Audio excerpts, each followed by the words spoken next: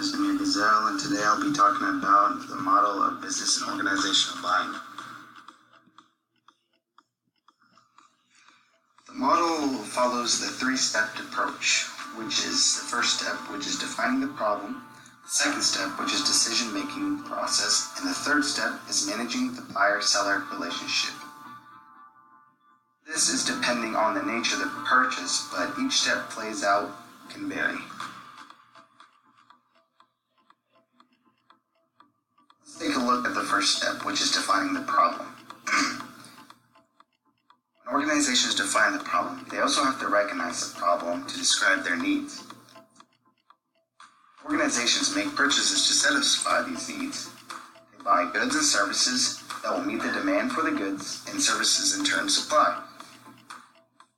In general, they need to do what in order to satisfy the consumer and clients.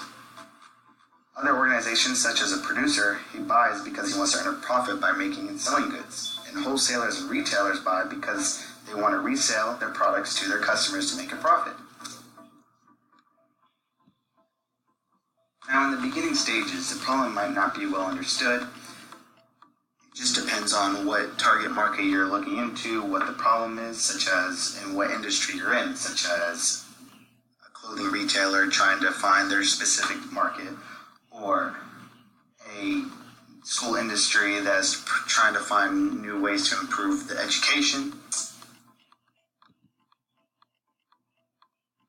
Ultimately, the problem should be narrowed down to a more specific need. So what product or service can help the client or resolve your problem?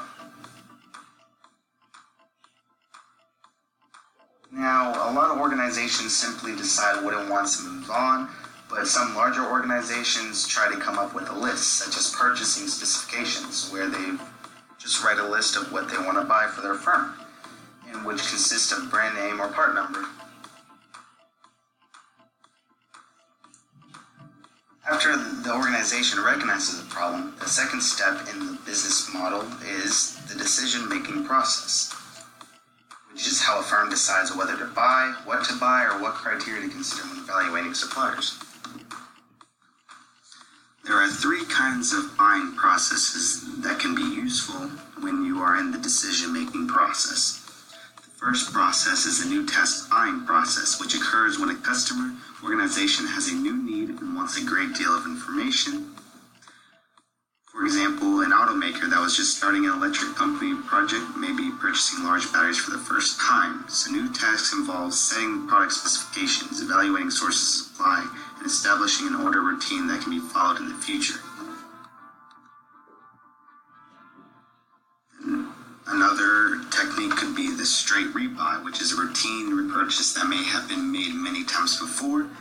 Some companies don't bother looking for new information, new sources of supply, so they keep looking at one supplier and keep trying out their different products. And another and final process that you can try is a modified rebuy, which is an in-between process where some review of the buying situation is done, though not as much as a new task buying. During the decision-making process, organizations also use search engines to gather information and to find useful suppliers that can be helpful towards their company. When buyers in a B2B market identify a potential supplier, they contact one or more suppliers for a proposal. The supplier might send information to them, such as a product catalog or brochure, or bring in a salesperson that talks to the company. Once the supplier salespersons meet up with them, the company or organization then produces an analysis for the supplier and to see what the benefits and costs would be in providing with the supplier. And once they come up with a supplier, they will then select their primary supplier. After defining the problem and coming up with the decision-making process and selecting the supplier, the buyer and seller must figure out how to structure and manage their relationship between one another. By having a close relationship with the supplier and buyer, it can provide many benefits for each end, meaning that the buyer can track their performance of how much product and services they're providing by the supplier, whereas the supplier can come up with their performance of how much products they are supplying to the business. Once they create a relationship between each other, they can come up with data that will track their overall performance of their cost and benefits with the suppliers and buyer. By businesses following this model of organizational buying, businesses can create relationships with suppliers and buyers, and also which increases their productivity, their consumer output, and their volume of products and services going out to the public. Thank you for listening, and I hope you have a wonderful day.